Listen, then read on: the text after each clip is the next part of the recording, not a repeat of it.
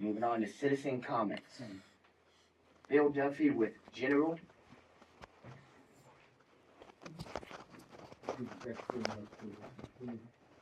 Just want to mention that I'm speaking only for myself based on my understanding of information. First off, we're going to be volunteer fire department. I'd like to. Yeah. Hello? There we I go. would like to. Hello? Can you hear me? Yes, sir. I'd like to call everyone's attention to the Ladonia Volunteer Fire Department, the voluntary monthly contribution that can be added to your water bill. In increments of 1, 3, and 5, you can see Lisa, and she'll be able to help you. She's done a wonderful job of trying to figure out exactly how you can increase it and change it. And I think when we consider that these are our friends and family, please give what you can. Next, the election. I'd like to point out that the city council election is May 3rd. Early voting is between April 22nd and 29th. We're also going to have a meet the candidates at April 17th, on April 17th, between 5 and 8 p.m. at City Hall. This is being run by Jason Egan, and he's done it before. Next, I would like to mention the Hatch Act, which it's an election, so I mention it again. This has to do with postal employees, and I'm paraphrasing here. If there's anybody in the room, if I misspeak on anything, please correct me. Postal employees cannot engage in political activity while on duty, wearing an official uniform, using a government vehicle, or in any government office. If you feel that somebody that works for the post office has engaged in such activities, please contact the postmaster. And then one last thing is, somebody mentioned it at the last meeting, but I would like to mention it also, a quarterly town hall meeting where it's a little less formal and maybe there'd be more participation from the people in the community. When you go around, you hear a lot of people talking about a lot of things that they don't really have a lot of information about. And they're connecting dots that don't really go together. And I'd like you to consider something like that. Okay. Thank you very much for your time this evening. Thank you for your input, Mr. Duffy. That's all for citizen comments. Moving on to administrative agenda. Alpha, minutes of February 20, 2025. Regular meeting.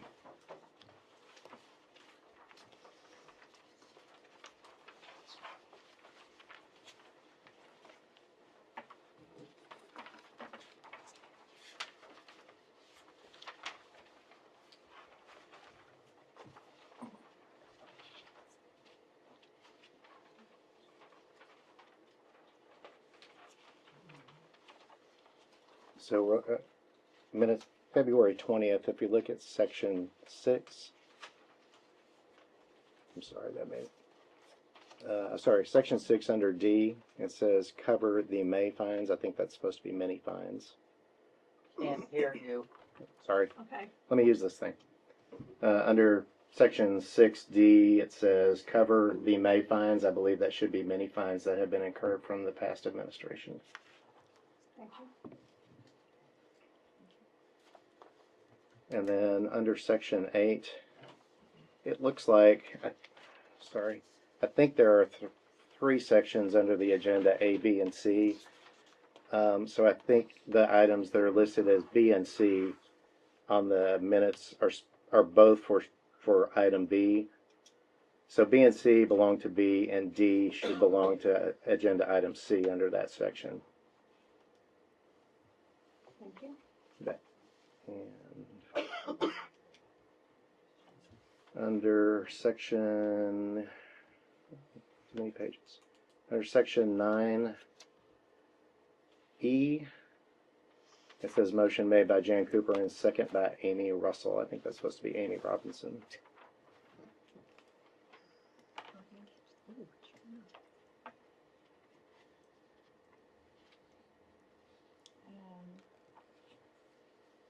9A.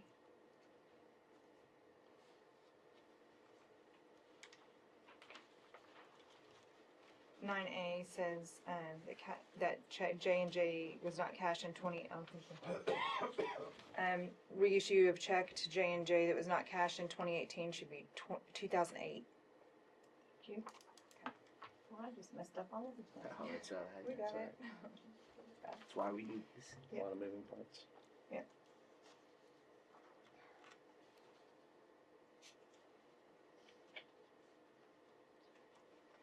So I'll make a motion to accept the minutes of February 20th regular meeting as corrected. Second that.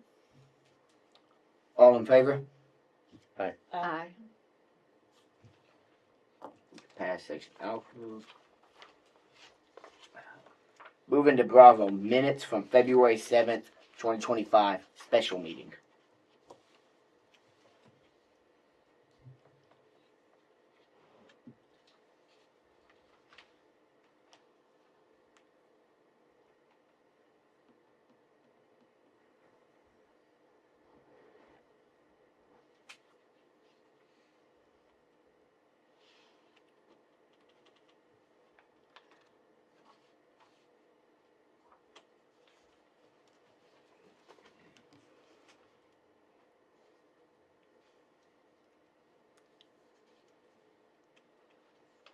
For the February 7th, 2025 special meeting minutes, I'll make a motion to accept.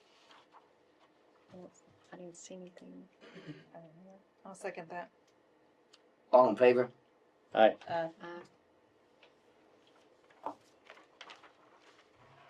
Moving to Charlie, accounts payable for March 2025.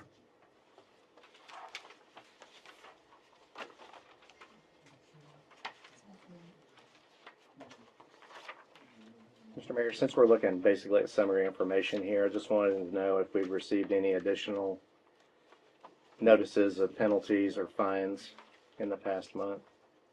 Not yet. I think so. Nothing. I don't believe so. Okay. But just as a reminder, so far year to date, we've received notices from the IRS for $1,500, penalties and interest. Texas Railroad Commission, $6,500 for a gas main rupture and a reporting failure. And the TCEQ, $728, February of 2023 inspections for a total of $8,728. These were all oversights from the prior year.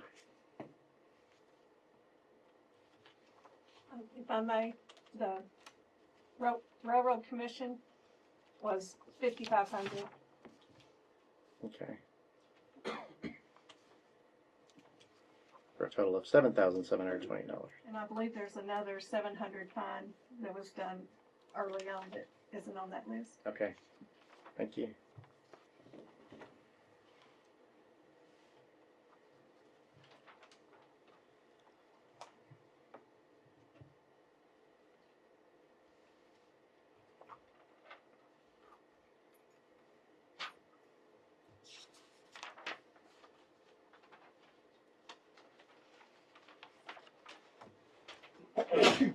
Bless you. Bless you. Okay, I'll make a motion that we approve the accounts payable for March 2025.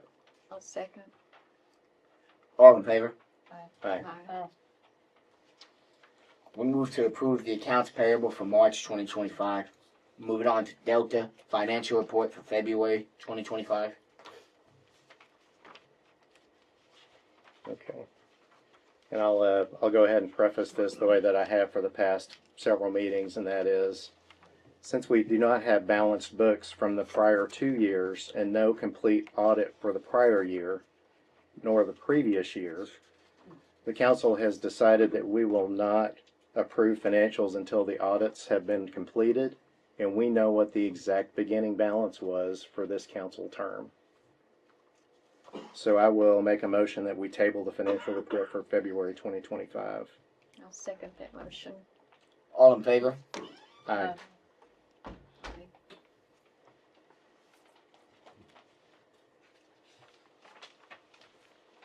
Moving on to 7, information reports. Alpha, utility/public works department. Lead us off here, Ms. Lisa. Okay. We've had a lot going, oh, let me turn that back on. We've had a lot going on with the water department. We've gotten both the Toyota and the police SUV have been taken in and have the recalls fixed. And both of them have been serviced.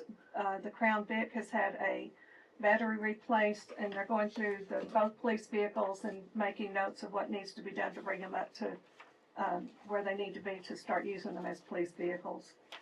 Kayla's been putting up signs around town. There's littering, child at play, and deaf child area. And also replaced a stop sign on Mill Street that had been taken down recently. We've been starting road repairs, did a bunch on Main Street with the worst of it being filled. Also, Miss Isaacs provided a couple bags of asphalt on the potholes for Harris and Taylor, and the city workers helped put them in the potholes and then added more to it to finish them off. They're working to make notes in we've got several stop signs that part of the brackets have been either knocked off or taken off, and they're working on getting those put back up and making notes of where stop signs have disappeared. They fixed in the wastewater treatment. They fixed the toilet, and they located a water line that goes to the back of the property. After all the rains that they had to readjust the gates on the sewer ponds. Now that it's quit raining, they're going to have to adjust them again. After the strong winds, they had probably 2 days of cleanup from all the trees and branches. We did have some folks from the Garney come over and help our guys do cleanup.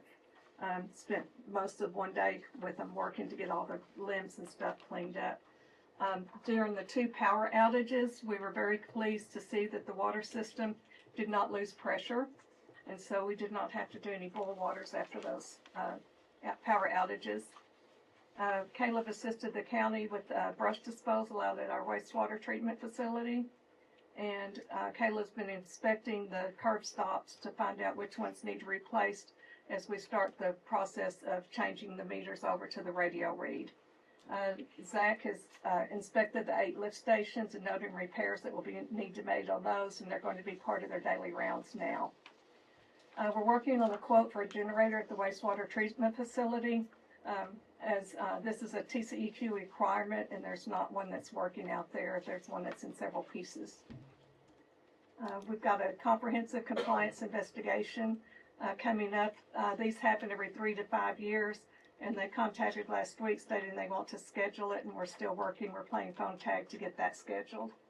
And Caleb started mowing the wells, and they'll continue mowing the wells and the treatment facility to keep those in compliance with TCEQ now that the weather's turning nicer and it's starting to grow. All right, thank you, Miss Lisa. Mhm. Volunteer fire department, Miss Jan. Okay, from our Fire Chief Grady Howard, the February 2025 report from our Ladonia Volunteer Fire Department. We had medical emergencies 3, 0 structure fires, 1 motor vehicle accident. There were 0 landing zones, 0 mutual aid, 0 lift assist, 0 unknown type of fire, 1 smoke investigation, and under other there were 2 possible power line downs and 1 welfare concern. Hazmat 0, motorist assist 0. The total calls for service for the month of for the February report was 7. And for the month of February, the Ladonia Volunteer Fire Department held 1 business meeting and 1 truck maintenance night. Their general fund at this time, from this report, $1,418.82, and the truck fund $3,446.06. This is per our Fire Chief Grady Howard. Thank you, Miss Cooper. Thank you. Moving on to the administration department. Road repairs have started on Main Street with some of the potholes being filled. We're continuing to work on those and other roads in the near future. Miss Isaacs provided some bagged asphalt. Thank you for that. You're welcome. And we've been working to repair what stop signs can be fixed in town and replacing the ones that we can't fix.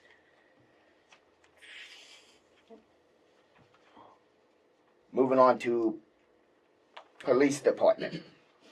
The Ford Police SUV was taken in for recalls and serviced, and the Crown Vic for the police department has had the battery replaced and is now operational. Moving on to section 8, new business. Alpha. Doug Janeway update on Lake Ralph Hall and shore management line.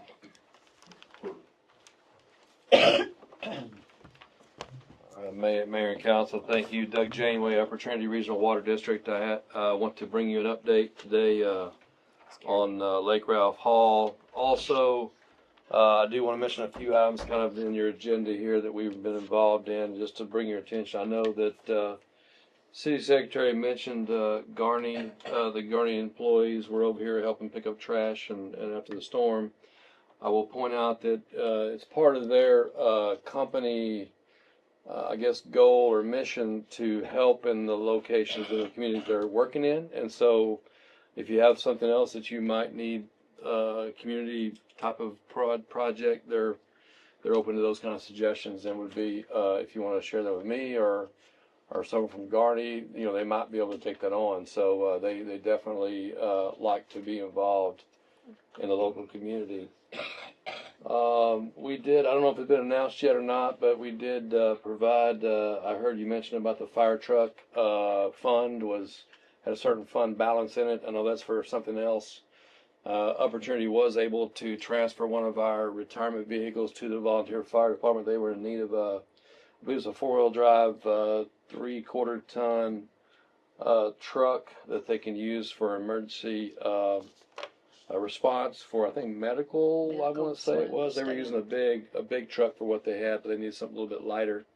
And we just happened to have one that was going into retirement, and so we were able to transfer it over. I think it's a 2000, I don't want to misspeak, 13 maybe, or maybe it's newer than that. I don't know, but it's in very good shape. So they did receive that. Couple of updates before I get to the shoreline management plan. It does say update on Lake Ralph Hall. So Fossil Park, our board did award a contract to start construction on the new Fossil Park down at Highway 904 in the river. I think they've been out there surveying already, even though they don't have contracts or bonds to us. As soon as the contractor gets the bonds and contracts to us, then we'll issue a notice to proceed, and they'll get after it at that point. Of course, we intend to finish that before, of course, the fossil days in the fall. I hope it's much sooner than that, but I'd rather I'd rather under promise and over deliver. So that's our intent there. You're noticing a lot of clearing going on west of 34. Hammett Excavation is well into the clearing.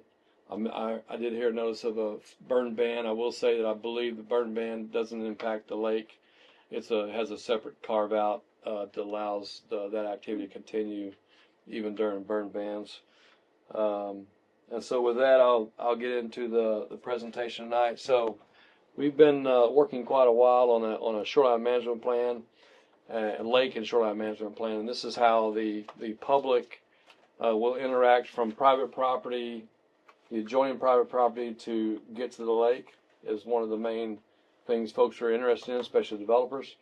And also, it also categorizes the water itself. Where can you fish? Where can you do activities? That sort of thing. So these are just some broad slides. This is not the entire nuts and bolts of everything. This is just an idea, kind of where we're headed with the plan. And so one of the things that happened back in 2019, our board of directors adopted a mission statement or a vision statement for the lake. And that is that it's going to be a natural, quiet, hospitable place. It's not a party lake, essentially, is what I would read that as. And so the decisions in the shoreline management plan are based off of that vision for the lake. And so, again, we've held that since 2019 for a number of years. our former executive director was very involved in helping with that, develop that vision. Doug, As- would you mind using the microphone there, sir? oh, sorry. Okay, Thank sure. you. Is that better? Is that better? All right. Can Okay. you hear me? Thank you. All right. Apologize for that. I can hear myself, but I guess it's not getting out there. So this is a general outline of the lake. What you see here is the entire project area of the lake. And then within that, you see the conservation pool, which is the elevation of the lake when it's full. The blue area is about 7,600 acres. There was a couple of properties where we acquired some flowage easements early on. Primarily, we bought fee title around the lake so that we can control the area when the water floods. It gets above that. 100-year. We don't call it flood anymore. For this, it'd be for lake operations. So a 100-year event hits the lake. That's the 100-year flood operation zone for us. Not quite the same as a FEMA designation. But that's the lake, as you all seen for many years, and it looks a lot like the map on the back wall over there if you look at that. So the Lake and Shoreline Management Plan addresses the shoreline and also the water surface. On the shoreline, we have 5 zones. We have the Shoreline Management Zone, which is the zone that you'll be most interested in, that's the main area where property owners will have docks, essentially.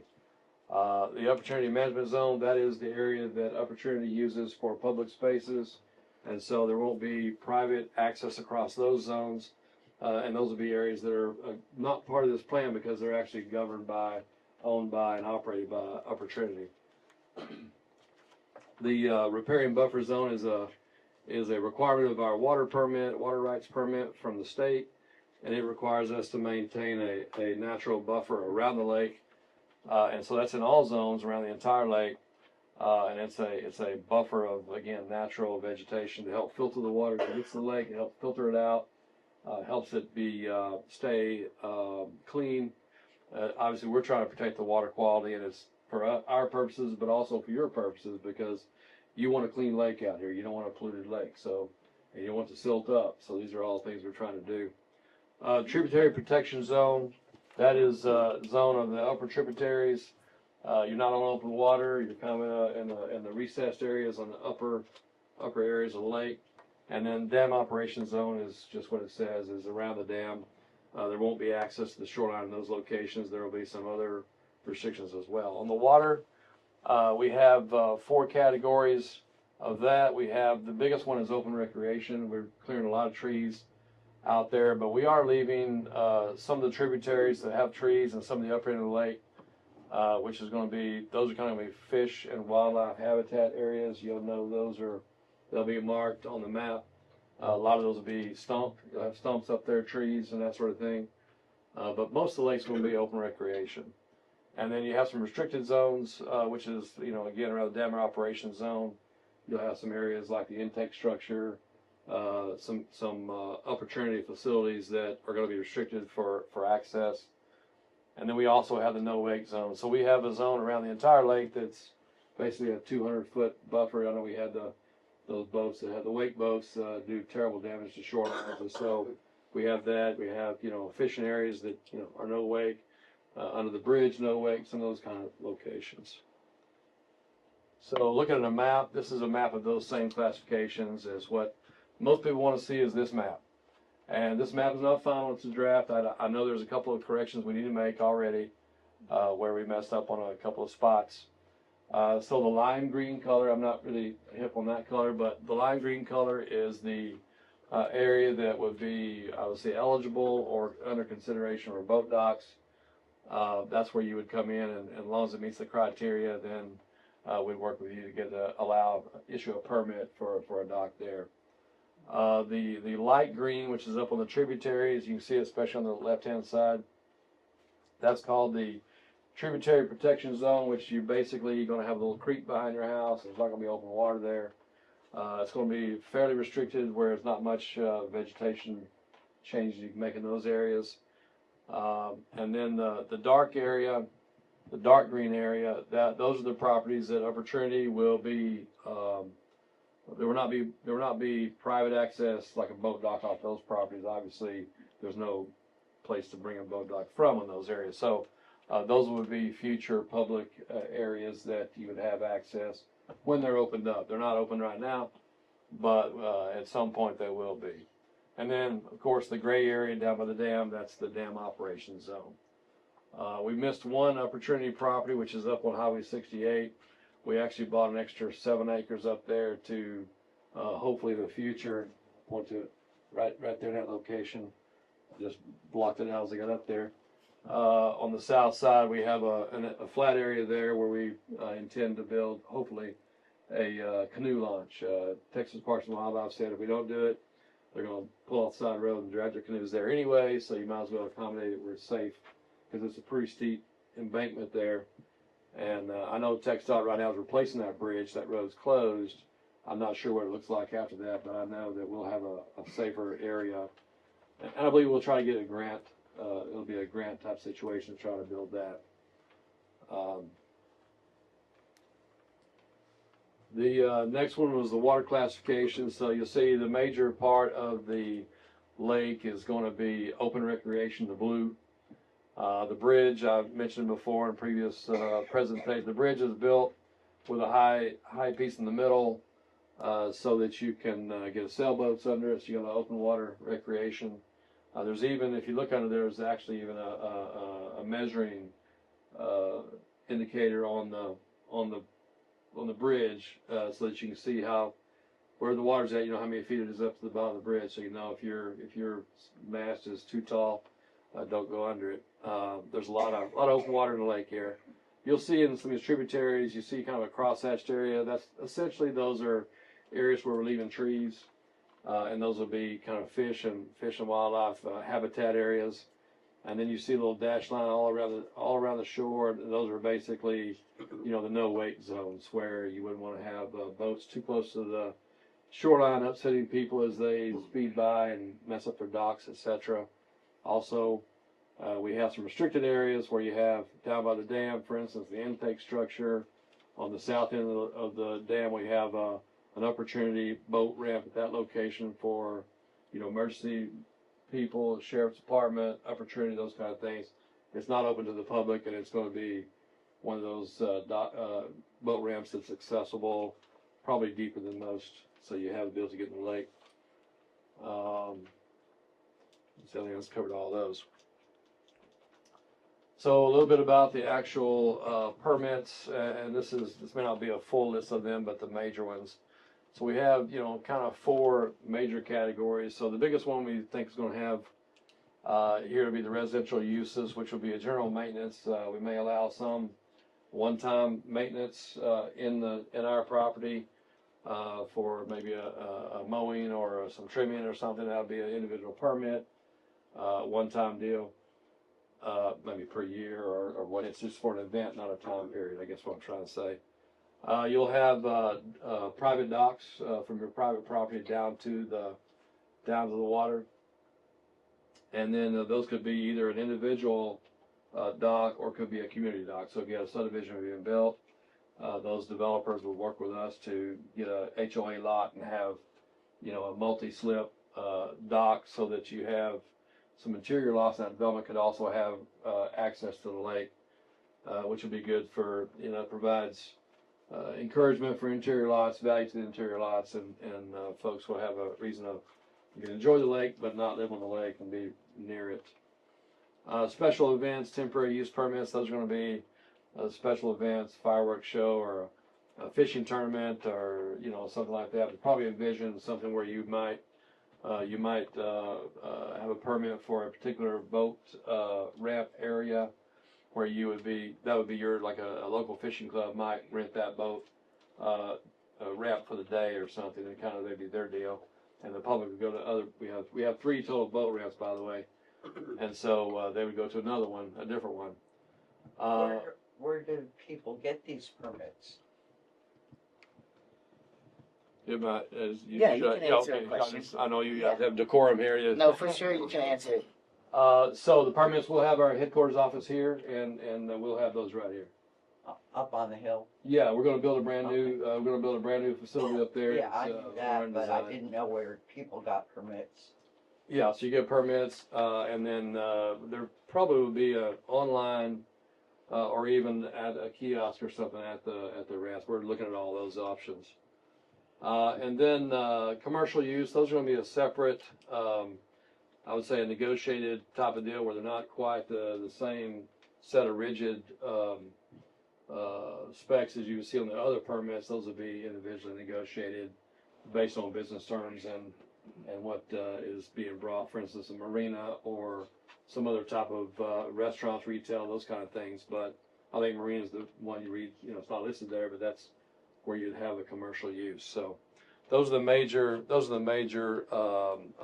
permits we would look at. A little bit about layouts of docks. We have, the important part here is that we have, on these two drawings, 120 feet out into the water from the shoreline is going to be the limit of how far out in the water you can go, which matches the other lake in the county, very similar. And then we have a 300-foot separation between docks, which is a little bit more than the other lake. I think they have 100 and 200 depending on where you're at on that lake. This is again going with the vision statement of the quiet place. You're going to have a little bit more separation between them. I think one thing here you see on the first drawing on the left, you see there's a 3-foot dimension. So you want to have about 3 feet of depth where your dock, and it's really hard to tell in that picture. That's really, that dashed line is kind of where the dock starts. You have like a walk, have a gangplank, and then you get to the point where the dock starts, and that needs to be 3 feet deep. So because this is a lake that goes up and down, and if you're not careful, you'll have your dock will be sitting on the ground with your boat in a mud situation there. And so the other part we have is you have a minimum length of a 10-foot dock, I think, maximum 120 feet, and obviously you have to cross Upper Trinity property to get to it. So I didn't cover a while ago. There's a permit to establish an access path, which would be a natural permeable type surface path. No motor vehicles, that sort of thing. So it's a walking path down to your boat slip. Okay, so this one shows the cover. We will allow cover docks, of course, and so this is just an example of that. All sides must be open. There's no roof type, sun decks or slides and that sort of thing on top. So it's just a single level. And the boat slips will be floating type, so you have the ability to stay on the water with it. And they're not movable. They're just going to be up and down floating. Is the style of docks that will be allowed. Single boat only? Thought it was more than that, but I don't have that answer for you right here. One of the other things we talked, I know that along the shoreline, we're going to allow basically we want to encourage wave action to run up the shoreline as opposed to a seawall. So seawalls will not be allowed, and so you'll need to establish 10 feet either side of your dock with some erosion control like riprap or some other type of material that lets the wave come up on the shoreline and die there, as opposed to you hit a seawall, it just bounces it back out of the lake. It makes for a rough lake, and so that's been the experience of many lakes. Is if you have a lot of seawalls, that's what you get is a rough lake. So you can go look at some other lakes in the Metroplex who have heavy seawalls, and you're going to see that they're rough lakes. So a few of the things that we have some requirements. There's not all of them. So if you're a subdivision and you want a dock, we need to work with your developer to make sure your developer is installing centralized sewer collection. And so we're not going to want septic systems on developments. It needs to be put into a collection system. Same with the developments with stormwater management. So when you have stormwater runoff, it needs to be filtered, it needs to be going through the proper best management practices to protect the lake. So you'll have certain ways you can slow water down so that the siltation settles out of it before it flows in the lake. Now, I want to point out one thing here to make clear to everybody here. If you own an individual property, and you're not part of a subdivision, those are not requirements. There are some exceptions. You can't have septic around the lake. And so these are where development is there. So if you're not a developer, if you just own a piece of property next to a lake, that's different than if you're part of the organized subdivision. So they're different. Pointed out a while ago, primarily the docks will be in the shoreline management zone. We're looking at some other options, maybe the tributary, but it wouldn't be for boats. We know people want access to the lake, and so we're looking at that right now. And then the other part is we want to make sure the boat docks need to be an accessory use or residence. In other words, you don't build boat docks on a piece of vacant land. It's kind of like having a garage with no house. Most zoning and regulations require, like a garage, for instance, has to be an accessory use to a house. You can't have one of those without a house. Same with a boat dock. So you want to make sure it's part of a residential occupation. A little bit about the activities on the water and on the property, Upper Trinity property. Of course, fishing will be allowed in most every area of the lake except the restricted area around the dam intake structure. But other than that, pretty well allowed. Waterfowl hunting, that's governed by Texas Parks and Wildlife. We are looking at a situation where they may designate a certain portion of the lake as being hunting, so they're not right up by your boat dock shooting ducks. So, but we are working with Texas Parks and Wildlife on that issue. Swimming, open recreation is where you want that. There's no like open lake swimming. You'll have to be next to a boat if you're swimming out in the larger water.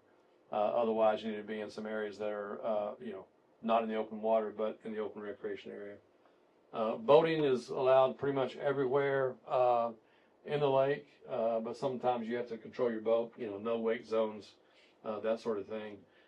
Fish and wildlife habitat, of course, be careful with that as you're going through those areas. You got stumps and that sort of thing, you'll have to watch out. Off-road vehicle use is prohibited in all areas, and so there won't be, that will not be allowed. Camping, we don't have any camping grounds. I know it says prohibited, but that's because we don't have any campgrounds right now.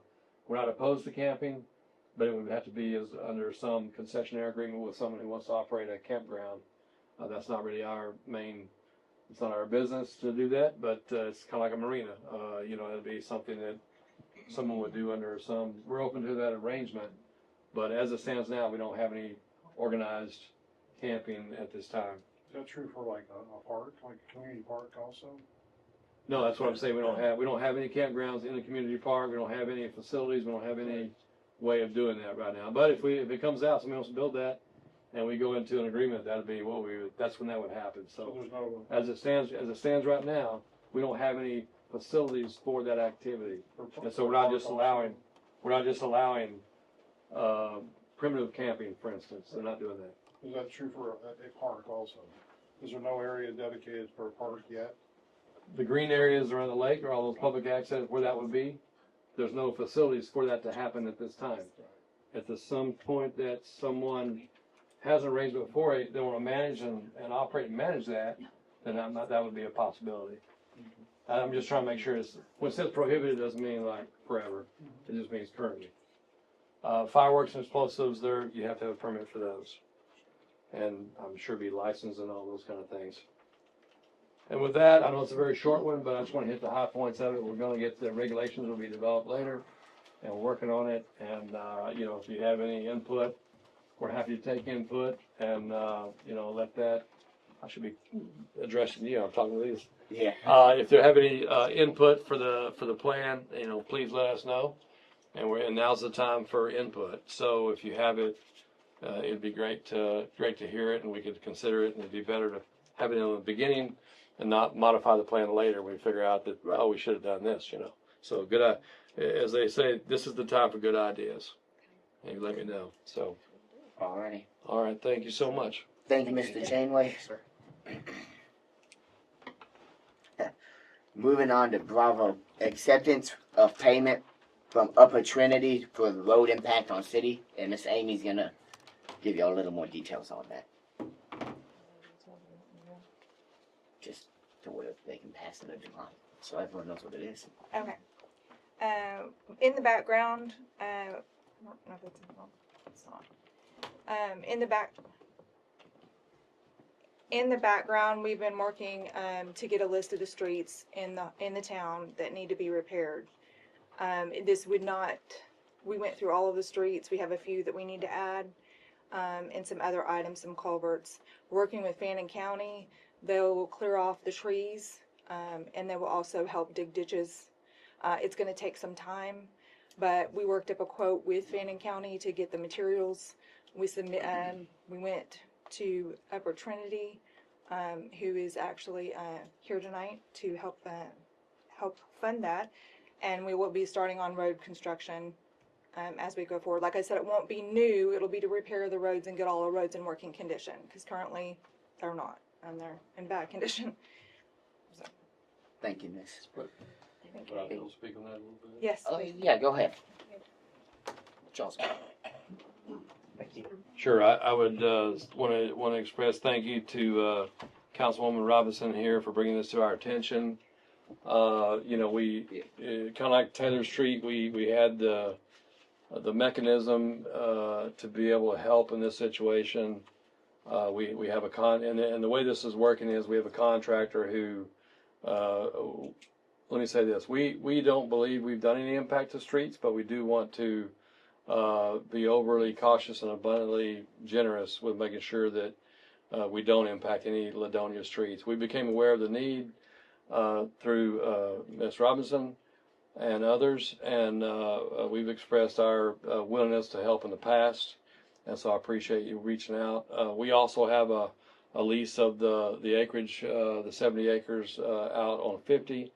And there's also a clause in that one as well that we would address, those kinds of things. And so certainly that helps us too to make sure we're compliant with those things, and we make sure that you guys are covered. I believe we should announce the amount, right? I mean, we are going to be giving you a check for $50,000 that will, I think, more than cover the current list of materials for what you have. Yes. It covers all potholes in the city, I believe, and also rental of a truck to carry the material around. And then it's my understanding you're working with the county to install it, I guess, is the way it works. So we've also been working with Commissioner Fogelberg in the area. You may notice he's out harvesting gravel off the old Highway 34 roadbed with county equipment, and I believe they're providing some material for your use as well, I believe. And so we've talked to him to make sure that everybody is getting their fair share of those kinds of things from the lake. And it's not, so we're not charging them anything for it, but they of course have to spend the time and effort to get that gravel and bring it up. And I think they're stockpiling it down at maybe the county yard, I'm not sure, someplace like that. But there's more roads we're doing like that, and we continue to look for opportunities to try to help out where we can. So thank you so much, and I hope everything works out with fixing the city streets. Thank you, Doug. Well, I have a couple of questions, Doug, if you don't mind. So because I know there'll be questions about this. So like, for example, lake operations don't have anything to do with the road conditions on First Street, right? Correct. 2nd Street, 3rd Street, 4th Street, Cottonwood. These are residential streets, right? Lake activity is generally restricted to state highways, Taylor Street, right? So yeah, so our activities, and I'll just talk a little bit about this. When we leased the property on Highway 50, our access point is on Highway 50. We did back in the day ask for permission to use Taylor Street for access through there, and we agreed to oil sand that road to do that. I think that helped out some residents here from dust control. I don't think we're really using it that much. We might be using it some. I think others are using it a lot more than we are. But be that as may, we're happy to get that done to help residents. When you say lake activities, it's actually our contractor activities. Lake activities are different. I would suggest that's just an increase in activity due to people being here that's more than usual. we're talking about contractors. I am aware of a situation where our contractor for the pipeline, for instance, was, and they frequently do this, where they work with a property owner, because you know they get, if you drive down a pipeline, you see they have within a couple of feet they're hitting caliche, okay, and so they got giant piles of caliche, and so you'll see various farms and properties around town and around the countryside that they've got to get rid of that material, because all that pipe going on the ground, that's displacing dirt and caliche, and so they have to dispose of it in a proper manner. So what they do is they work with landowners around the county and bring that material to them. So that's actually separate from us, although it looks like it's us because they're doing it. And I know there was one day, I recall there was a phone call, hey, some trucks are coming through town, and I don't even know where they went up a gravel road and across, and we worked to get that stopped, but a few trucks were there. I don't think they did any damage, but they did come through town, and, you know, just in case, you know, we're happy to provide payment, but it is related to our contractor, you know, the activities of our contractors. Semi trucks tear up roads, and so we want to make sure we're covering everything. We don't think we did anything, and we don't know of any specific place, but this is just to try to, you know, make sure we cover anything we might have done.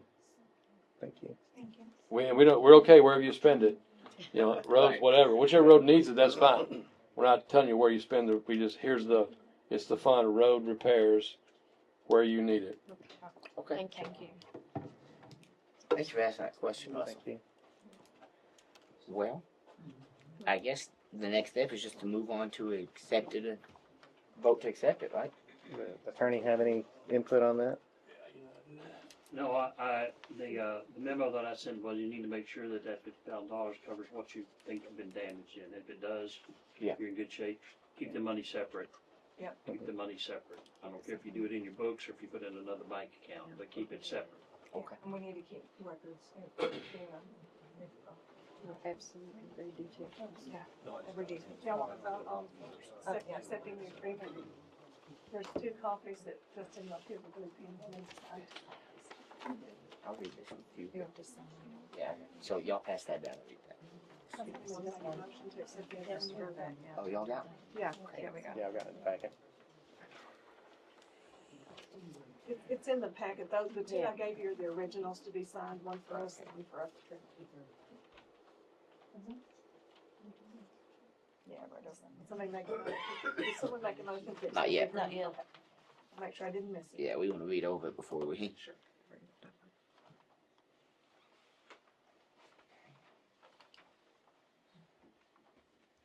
So you've approved that to form, right? Yes, I have. Okay.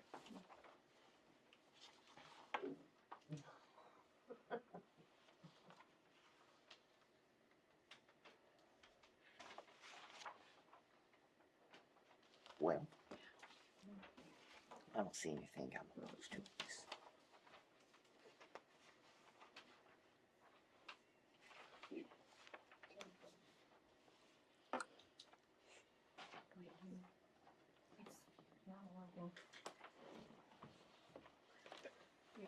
Yeah, yeah.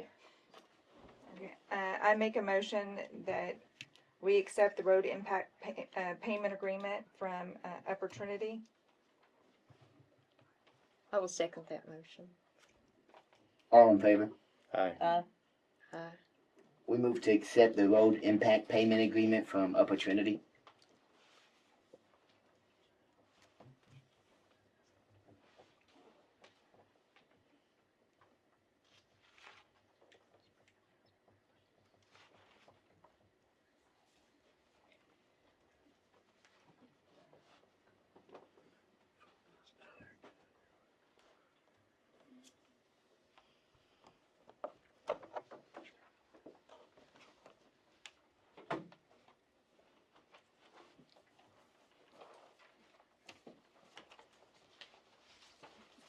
Give me a second, y'all.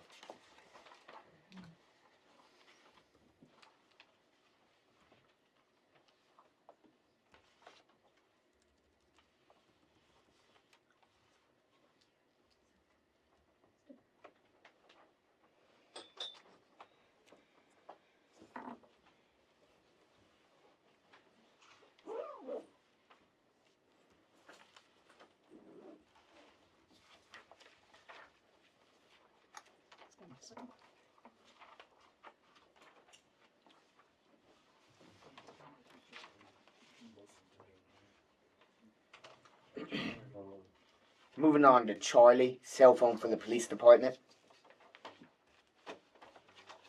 I think we budgeted some extra money for the police department. I don't know. Oh yeah, we don't have a police department. How should we work that instead? That's how it is on them. Because he needs a cell phone, but I Police don't know. department project manager? No, police department project manager. Yeah, his name is as project manager.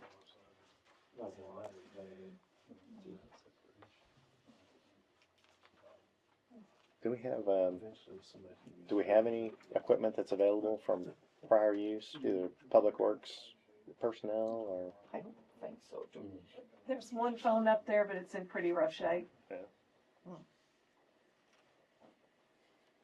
Yep. I can get it if you'd like to see it. That's all right.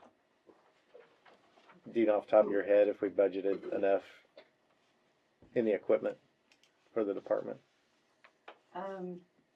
Specifically, I couldn't say for sure because I'm not sure.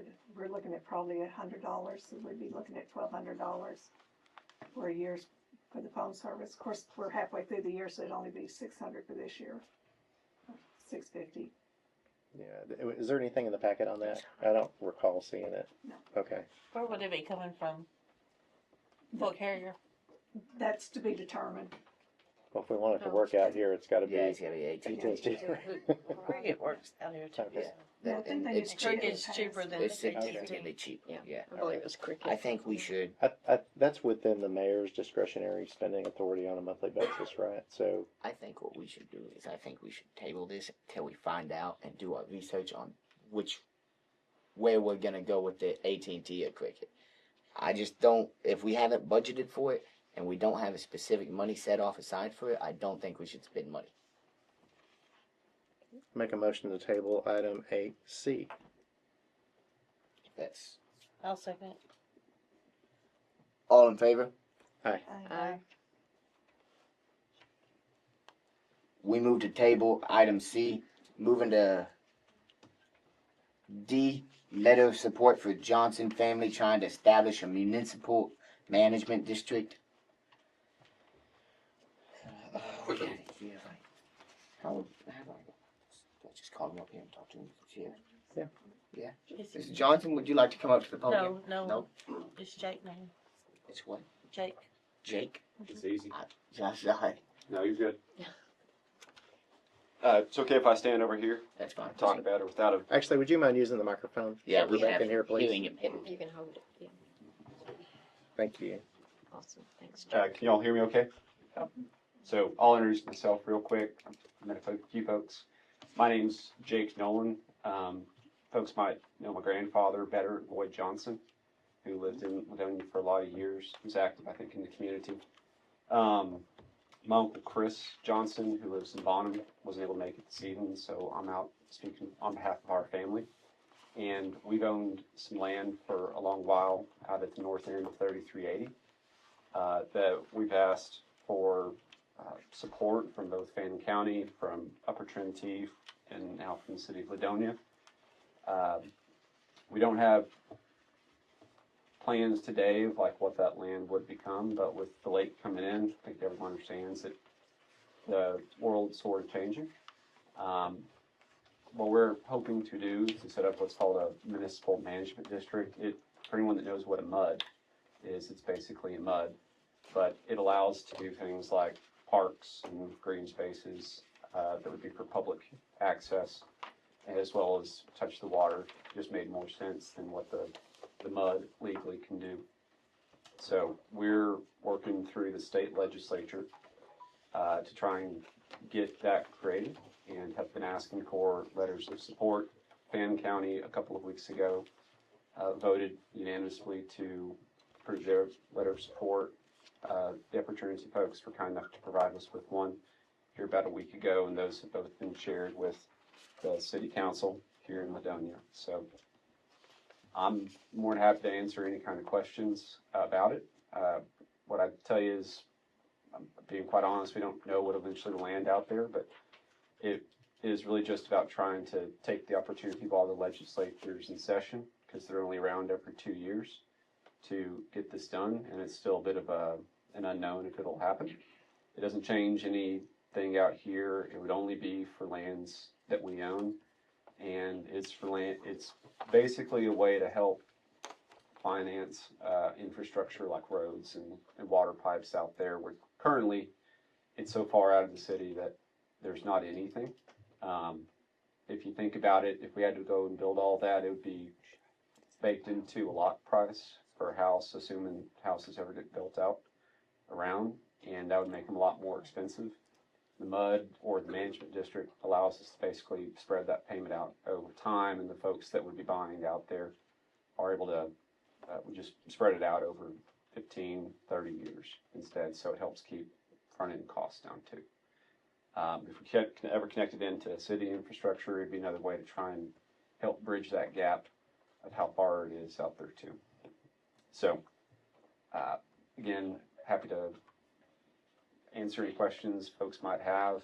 There's nothing that would change today or on any specific timeline, but if y'all are amenable to the support, we would sincerely appreciate it. Been around in Fannin County for a long, long time. I think my grandfather's family's been here for at least since the 1920s, and have no plans of pulling up and going away. So want to continue to be part of the community and hopefully good stewards, responsible progress out here. Alrighty. Thank you. Yes, sir. Thank you.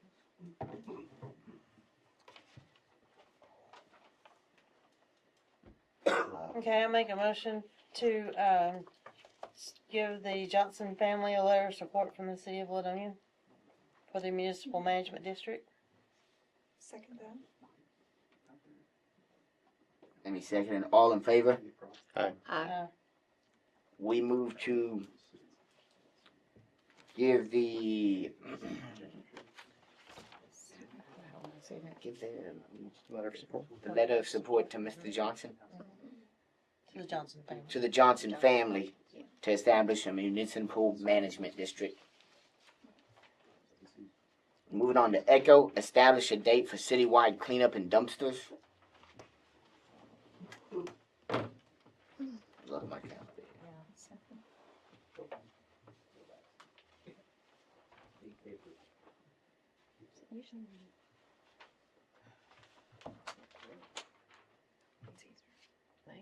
No, it's before it closes.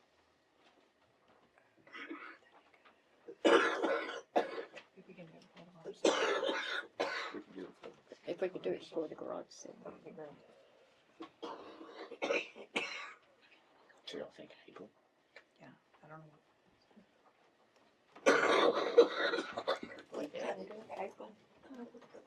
Yeah, y'all usually do it in April. That's what I was thinking. What day? We usually do it for a week. Mhm. We bring it in on one and so Spring cleanup is scheduled for Saturday, April 12th. oh, okay. So we have volunteers out for that. So that'd be a good time. to have Yeah, I think that would be a good time. Yeah. We do 12 through the 18th. Can we do it like that? Well, the 18th is Good Friday, so, Oh, yeah. So they'll well, we won't be here to communicate with them. The city hall will close, so I don't know if the people picking it up are gonna be working on Good Friday evening. Yeah, well, So, well, they usually They'll like make more than dumpsters and one then day. come back and get them Yeah, they afterwards. just it's not a problem usually. alrighty.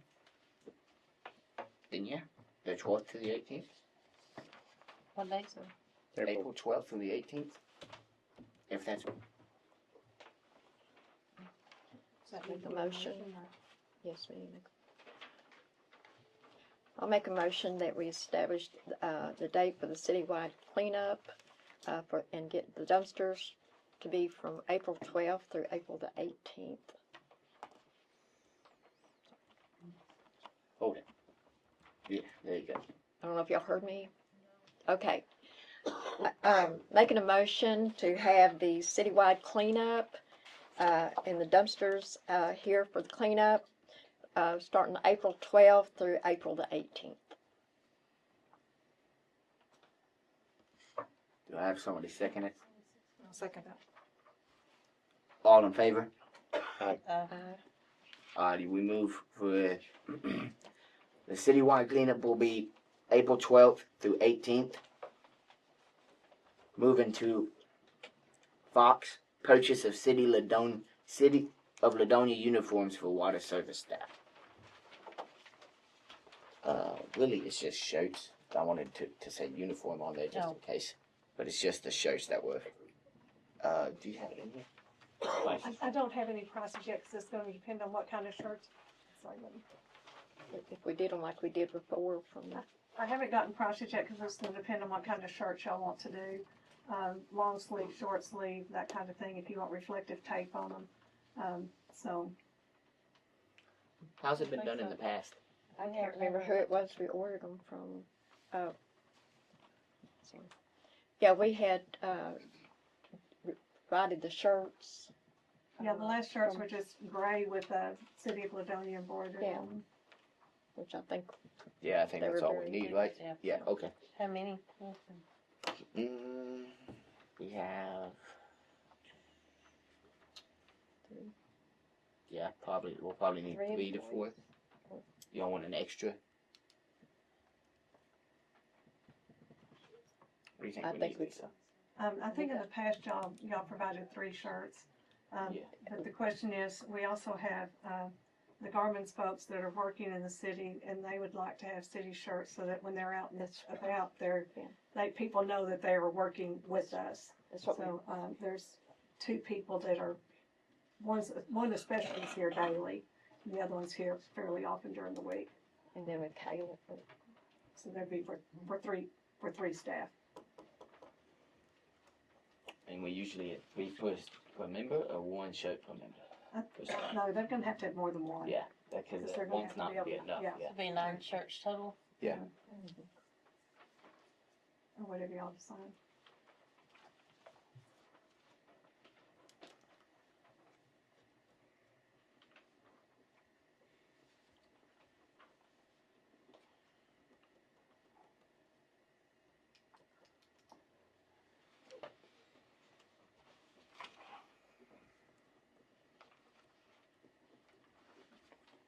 It can be split out, right? It can be split out, the 2 for water and the 1 for the city.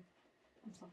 It can be split out, right? What do you mean? We All of just them had- for water? We did. All of them before. Yeah, Yeah. yeah, be best. Well, although this is not a big expense, I don't find a budget item for uniforms for the water department, so we'll have to Yeah. allocate some money for doing that. Um,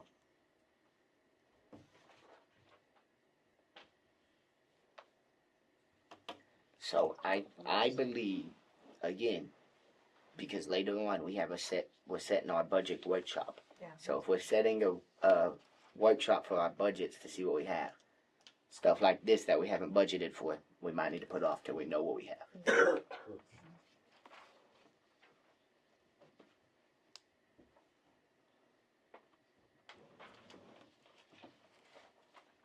So I can make a motion to table this, regarding the, purchase of City of Ladonia uniforms until the, city council has had their budget set. Until we budget for them, I guess. Unless you're aware of another category that we could, if we're not spending, the money we thought we would on postage, for example. And do you have any idea how much we're talking about? Is it a couple $100 or $400? I think they're looking probably at about $250 for each person to get the 3 shirts. They're pretty expensive. Yeah, if it's And gonna be. I'll have to look at the last orders to see how many you actually provided and see what that was. So, yeah, if you want to So we're table it, looking I'll at- get some more information by the time you have your budget workshop. $750, $800. For uniforms? That's what she said. $250 per person, rounded up, set around 800. I don't know. I think we might need to budget. I don't know, I Okay, think I'll we. s- I'll second the motion to table the forms until the budget workshop's done. Who made the motion? Jan. Jan. All in favor? Aye. We move to table the purchase of the City of Ladonia uniforms until till we after the budget workshop. Moving to golf. Lease of real property on Highway 50 by Caleb Baxter. Miss Lisa, you got some more details for us, right? Yes, there's also, the family that used to lease that property contacted me and said that they were interested in leasing it again in the future when it's available. So we have two people that are interested in leasing it. Both of them want to put cows on it. Both of them have agreed they would maintain fences and, mow the property, that kind of thing. So they'd maintain the property for their cattle. But one of them is leasing it right now from Upper Trinity, correct? They're putting cows on part of it? Yeah, so Upper Trinity is currently leasing 70 acres of your 100 acres. And there's no fence between the 70 and the 30. And then we sublease the part we're not using to the family that was leasing it before we got here. So we just kept them. So there's currently a user on the property. Now it was James Reel, and of course he passed away, and his daughter is carrying on that lease. And that's who contacted me, was that family. Yes, and they were contacting me, and they were curious as to what was going on because they saw something, I guess. But we have it on lease for several more. I mean, until I don't know the terms exactly, but well, certainly the next year for sure. We're about to re-up it again. Our payment's coming up here in I think April the 15th, I believe. Yeah. And so we've been making our next annual payment coming up. So we'll be doing it for the next year. For the 70 acres, we can't speak for the 30. The south 30 acres. But it's not fenced, so a little tough to.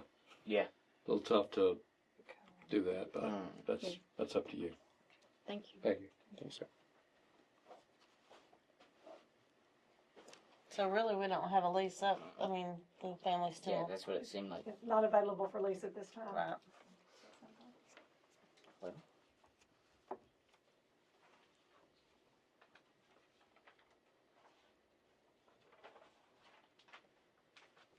So no action.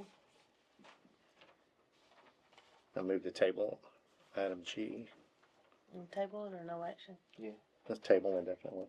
Yeah, just deal with it. Table indefinitely.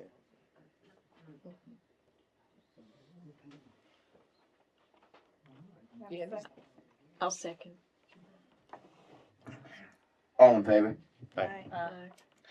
We move to table the lease of the real property on Highway 50 by Caleb Baxter indefinitely. Moving to Hilo, establish live date for Takes My Gov program to be started.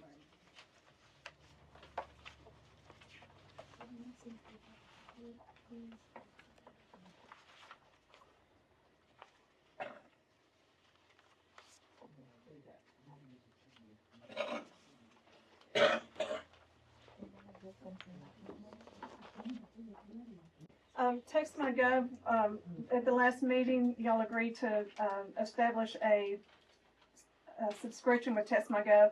I'm working with them weekly to get that set up. We've completed the main database for people to be contacted.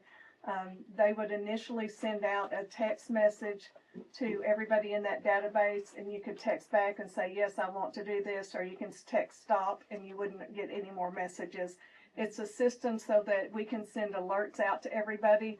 So if we have a road closure because of working on the roads or trying to fix some repairs, repair leaks and stuff, we can let you know that those roads are closed.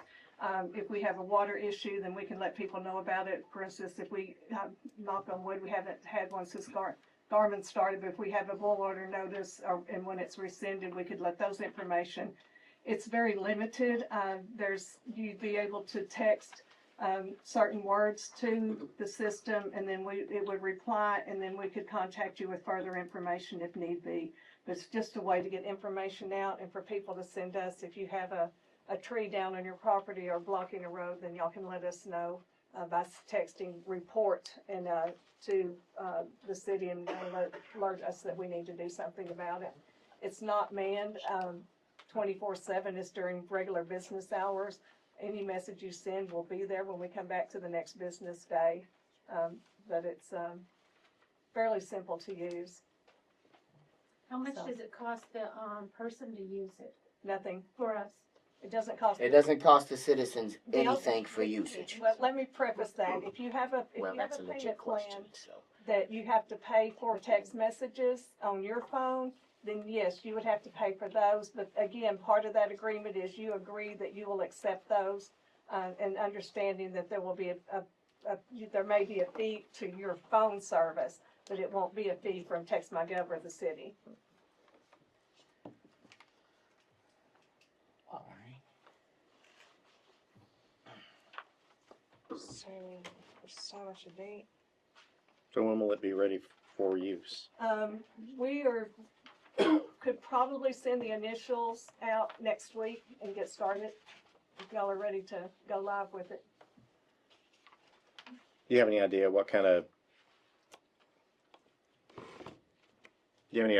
of time it will take you? I know you're busy with the audit and you got election stuff coming up. I mean, We've got the database set, so the next step is putting the information on our website and establishing a web page, and I'll need a couple days for that, because I'm gonna have to have somebody help me put, move on our website, we'll have to have a page for TextMyGov. So I'm gonna have to find somebody that can help me set that page up, because that's a little bit beyond my expertise. But we can start, I meet with them tomorrow is my next, we meet every Tuesday going through everything. So we're just about ready to go as soon as I get the website brought up to date. okay. Is that the Weebly, There'll also be- Weebly site still? Okay. Yes, there'll also be a widget on our website that you can, however widgets work, click on that widget and it'll take you to their website and has more information. Okay.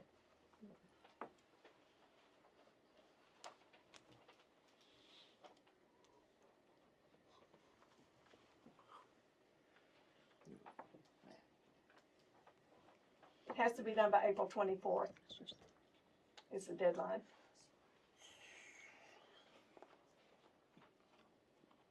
I personally think it's a really good program for our citizens if we can get it going.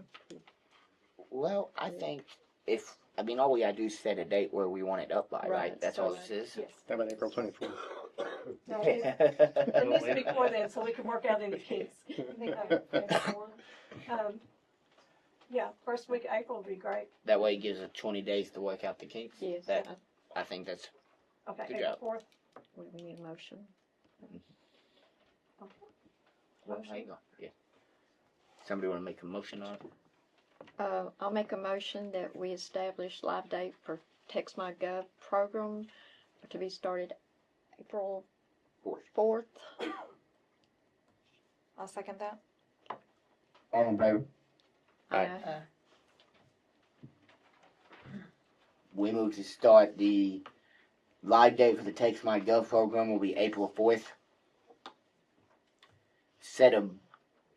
Moving on to Indigo, set a budget workshop to review budget process for this year and allocate more funds.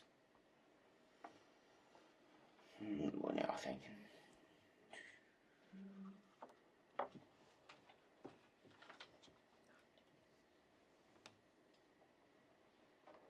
Do you want to try to do it before the next council meeting? I would like to, yeah.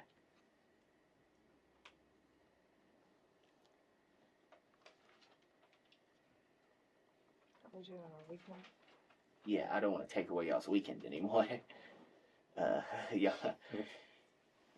How is the 2nd? Wednesday the 2nd? Mm-hmm. That's fine. Say again the date. Wednesday the 2nd. Wednesday. Okay. Yes, that would be good. Is that fine for you too? What time? Oh, yeah. You can't get it till 5, right? So, 5:30? Yeah, works for me. 5:30.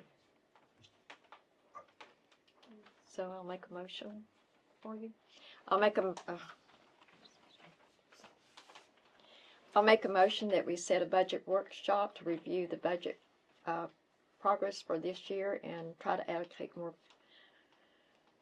funds to the water sewer repairs on Wednesday, April the 2nd at 5:30. Second. All in favor? All in favor? Aye. Aye.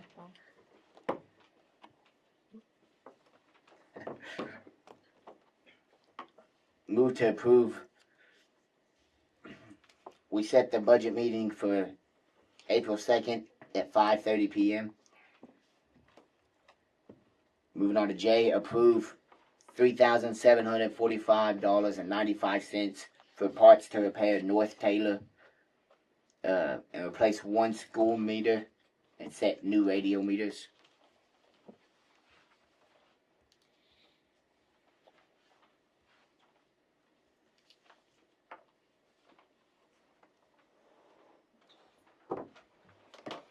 Is that in any of the payrolls?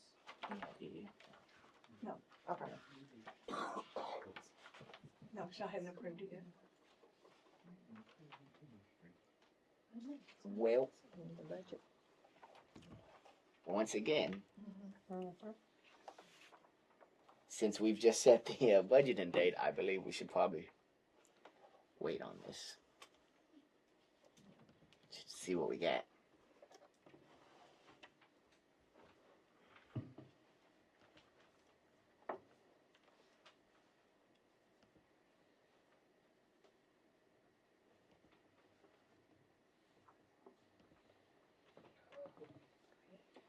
I'll make a motion to table the 3745.95 for parts to repair North Taylor until after the budget meeting on April 2nd.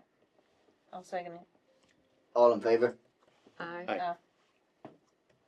We move to table the 3745.95 till after the budget meeting. Moving on to Kilo, add fire alarm inspections to existing Bureau Veritas contract.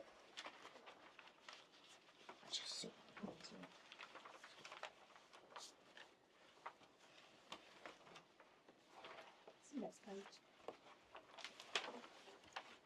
Thank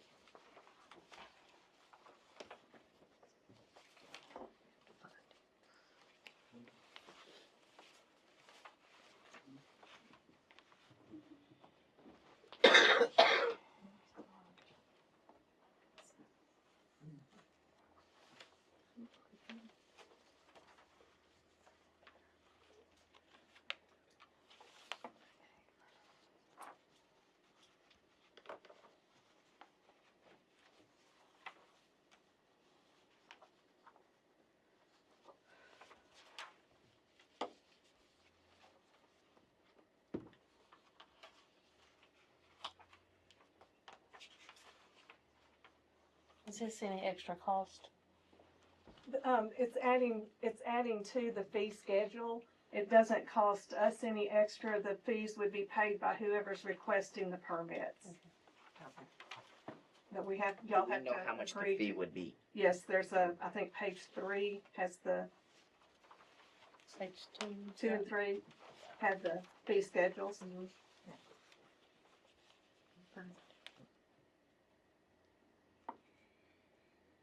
When the past contract was done, fire alarm systems were not included. This just adds them to what they can, services they can provide and the fees that it would be.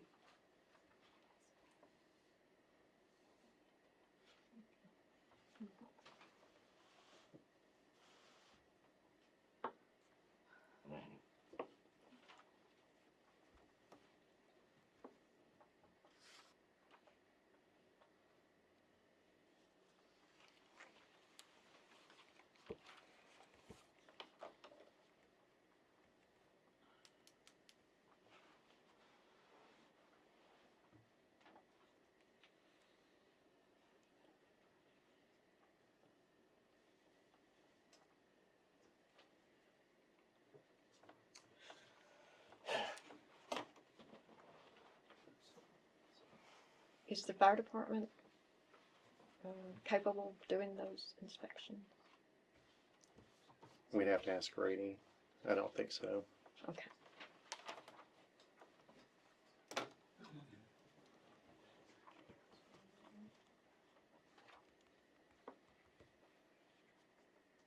And if they are, they can just request it from him and not Veritas, or if he's not available, they could request Veritas. My understanding is these are very specific inspections that are regulated, and I don't believe we have anybody on the fire department that would have the licensure to do those inspections. Thank you. Probably need like a fire marshal or something. Yeah, that's what I'd guess. Okay, well, I'll make a motion to add the fire alarm inspection to the existing Bureau Veritas contract with the associated fee schedule. I'll second the motion. All in favor? Aye. We move to approve adding the fire alarm inspections to the existing Bureau Veritas contract. Moving on to Lima, approve Jeff Huntley to complete code enforcement training. There's a flyer in there and information. It's in May. It's a 5-day course. He could then take the test to be a licensed code inspector. Or code enforcement, sorry. Now, I'm pretty sure we did budget for this. Yeah, we did. Yeah. We ever did. So, we budget $550. And this is the total price, right? It's not, or is it $550 No, a piece? the cost of the class is $550. And I believe we'd have to pay his travel back and forth. I believe he has elected he would want to travel there instead of staying overnight. Okay. What I'm asking though is it's just the one $550, right? It's Yes. not $550, $550. No, just one. That's just the different dates it's available. Cool.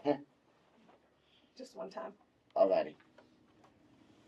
Or is he gonna get a teach and speak? Bobby will send me. Yes. That's right. Well, I'd like to make a motion unless you. I'm sorry, unless real you go quick. ahead. Yes.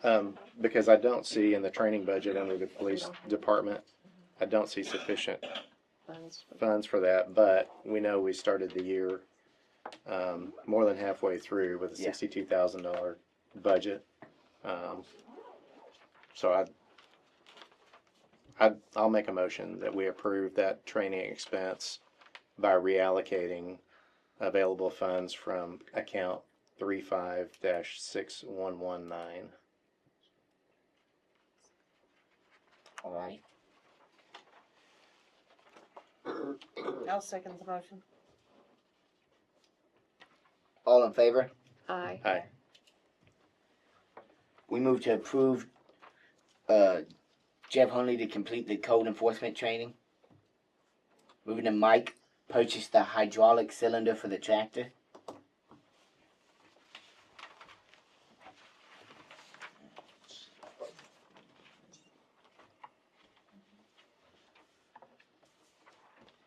I believe the very last page has information in there. 963. Yes. There would still be some hydraulic lines that need to be replaced. Zach does the repairs and stuff. He would opt to build the lines ourselves because he can replace just the parts that need to be replaced and not have to buy the whole harness. But the cylinder has got to be replaced. Okay. Well, Back at the table. yeah, I hate to sound like a broken record here.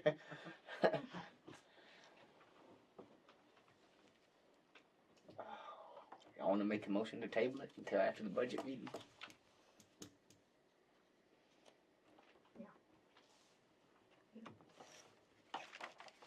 I make a motion to table the hydraulic cylinder purchase for $963 until after the budget meeting on April 4th. I'll second it. All in favor? Aye. We move to table the purchase of the hydraulic cylinder for the tractor till after the budget meeting. Moving on to update discussion. Section Alpha, how text.my.gov will work for residents. And You already done that? yeah, we've already kind of We've already pretty much talked about that. addressed it in the. Moving on to Bravo, how past water bills. Excuse me. How past due water bills will be addressed by the city. Miss Lisa, you want to tell them what we're doing? when, at the end of, the bills are due on the 15th, around the 20th, I run a report to see what water bills are past due. At that point, residents get a 30-day notice that they need to bring their water bills up to date or come talk to to me and arrange a payment agreement. And if that's done, then we can continue with the service. If you do a payment agreement, I can turn off the late fees. If you don't come in and do a payment agreement, you're not paying your bill, then water will have to be shut off. Once that agreement's made, as long as you keep making the payments as agreed, then everything's great. If you stop making those payments, then I'll send a 10-day notice, and again, you'll need to come in and address why they're not being made and see if we can get them started back up. We want to work with everybody. We're willing to work any agreements that we can within reason that work for the residents. The first question I usually ask is, how much can you pay? You have to pay your current water bill every month, plus an additional amount to pay the past due. And I know everybody's circumstances are different, so we try to work with you as much as we can so that it's something doable and that gets everybody back on track. But again, if you don't follow the agreement, you don't come in, and if you have a problem, let me know. I'll try to work with you, but if you don't, if you ghost me, then I have no choice but to ask the city workers to cut the water off. Thank you, Miss Lisa. Moving on to update on city. Just 1 minute. Yes, ma'am. We haven't been getting our water bills. Ma'am, we've been sending, so with that, I'll go ahead and address that here right now. The way it works is we send out the water bills to the post office on between the last Wednesday and last Friday of the month before they're due. And once they hit the post, the issue hasn't been with the city not sending them out. It's been with the post office not delivering them. We have no control over that at all. That's not the city at all. We've complained. The best I can say to do is for the residents to complain that you're not getting your mail in time from the post office. Thank you. Update on city streets. What did you say? Go ahead. We kind of covered that, right? Yeah, we kind of went through already on the update on the street repairs. Thank you again to Mr. Janeway here in Upper Trinity. Moving on to the update of the 2-year audit, which we've started. Yes. The gentleman that's doing our audit, Mr. Juan Santana, has been coming 1 to 2 days a week. I've been working with him diligently to pull all the records he needs to do the 2-year audit. It is well underway. He has one person assigned totally to nothing but cleaning up QuickBooks, and she's been making progress on that. Can't determine what the final date will be at this time because it's a lot of work that had to be done and a lot of cleanup had to be done. But I'm doing everything I can that as they request records or they request things that need to be sent off to get confirmations, that I get them off as quickly as we can so that we can keep things moving along. Thank you, Miss Lisa. I have a question, Mr. Mayor. Ms. Lisa, I know you said that there's somebody dedicated full-time working on the books. Do we have an idea when those audits, at least the preliminary audit, would be available? I don't. Okay. They just recently sent a request for more records that they need, some more bank statements and verification of some expenditures and stuff. Okay. Thank you.